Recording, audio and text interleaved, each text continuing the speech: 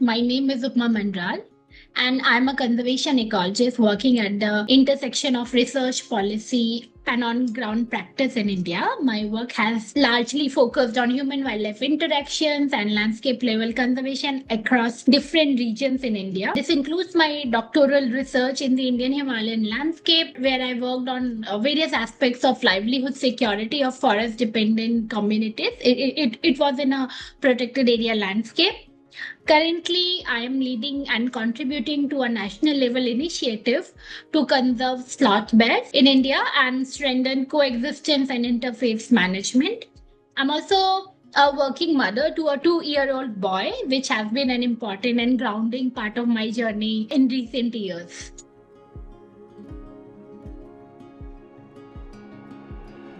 I think earlier I used to define accomplishments mostly in terms of, outcomes, outputs, finishing a degree, publication, things like that. But over time, that has shifted a bit.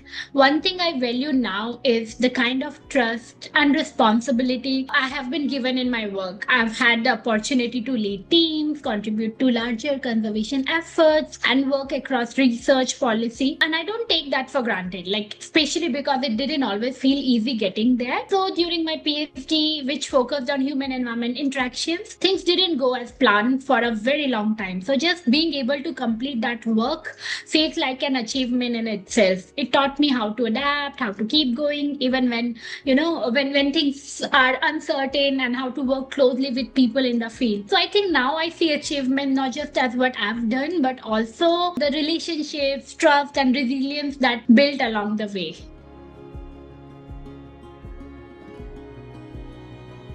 One of the biggest challenges during my PhD was that things kept not going according to the plan. It wasn't just one thing, it was a combination of factors over time. In the beginning, there were delays in getting research funding, which meant I couldn't start my fieldwork when I had planned to do it. And when I finally did begin with almost one third of the funds that we had requested, there were natural disasters, landslides, flash floods, many lives were lost along with huge infrastructure and property damages. So it was devastating. So that affected access to my field site for months. And being a conservation social scientist, I also couldn't begin the social survey. So again, I had to pause and rethink what I was doing.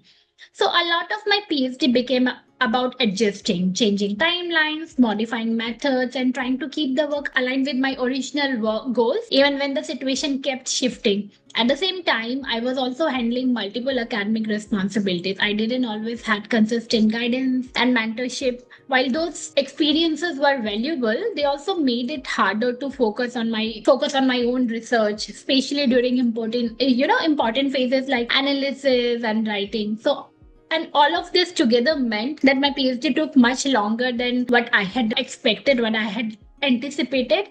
So personally, this period was very challenging. Research work often becomes, closely tied to one's identity and sense of direction.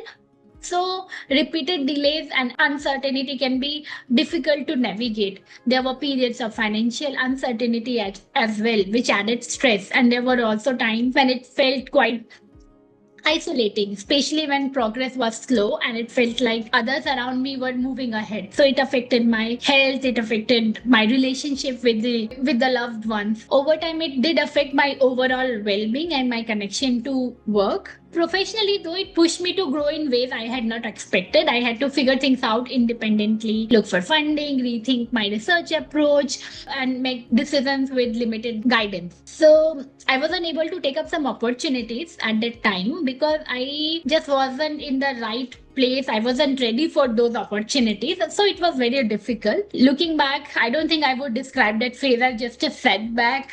It was difficult and at times overwhelming, but it also changed how I approach my work now.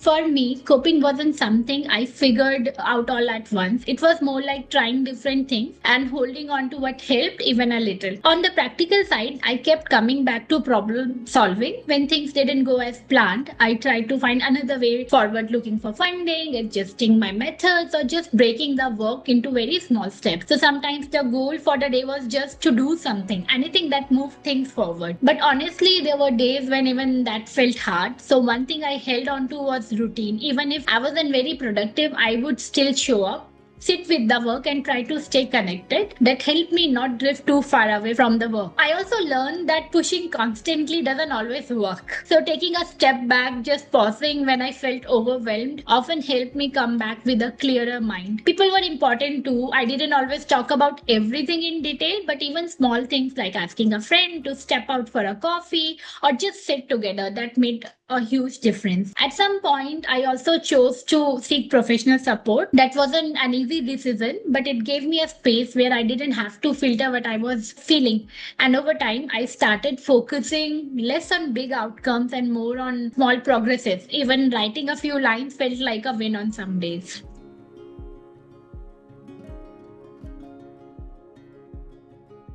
I think one of the biggest things I learned is that things don't always go the way you plan. That doesn't mean you need to stop. For example, when I faced funding challenges, I had to step out of my comfort zone and apply for external support. When that worked, it gave me a lot of confidence, not just because of the funding, but because I realized I could find ways forward on my own. More broadly, I stopped thinking of resilience as just pushing through. It became more about adjusting, accepting that plans may change, and being willing to rethink how to move ahead. In conservation work, especially, uncertainty is always there. Field conditions change, timelines shift, things don't go as expected. I think I learned to work with that uncertainty instead of constantly fighting it. I also learned to prioritize better. There were always multiple demands, but I had to figure out what really mattered for completing my work and let go of some things along the way.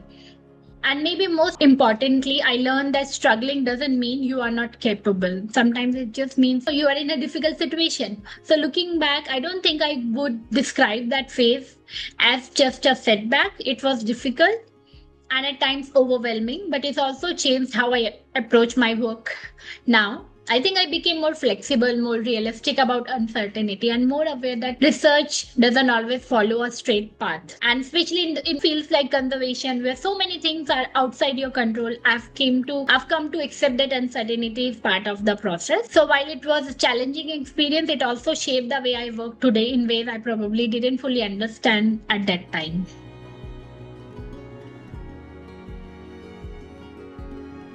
I think one thing I've come to realize is that during grad school, you are not just a student anymore. You are trying to build something of your own. And when things don't go as planned, it's very easy to start questioning yourself. But not everything that goes wrong is about your ability. A lot of challenges in grad school are actually situational. Funding delays, field condition, experiments are not working, institutional constraints. So it doesn't always mean you are doing something wrong. So instead of turning that inward, I think it helps to pause and ask, what can I still do from here? How can I still work from this? Even if the progress feels very small, it still counts. Sometimes it's about adjusting your approach. Sometimes it's about reaching out, whether for academic help or just a personal support.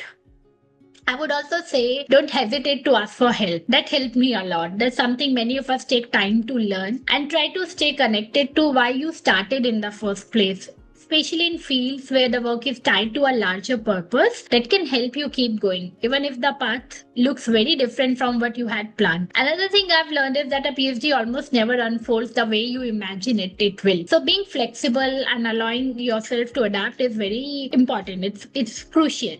And at a more personal level, I would say try not to let your work become your entire identity. It's easy for that to happen. Having something outside of research, whether it's people, hobbies, or just time away, really helps create some balance, like it did for me. And finally, just keep doing your work sincerely, even when things feel uncertain or slow. It may not always be recognized immediately, but over time, it does matter. At least that's been my experience. Thanks for watching Failsafe Science. I'm Upma, and I hope something in my story resonates with you. Even when it feels isolating, many of us are finding our way through similar challenges, just in our own time and in our own way. Progress doesn't always look how we imagined, but showing up and trying still counts.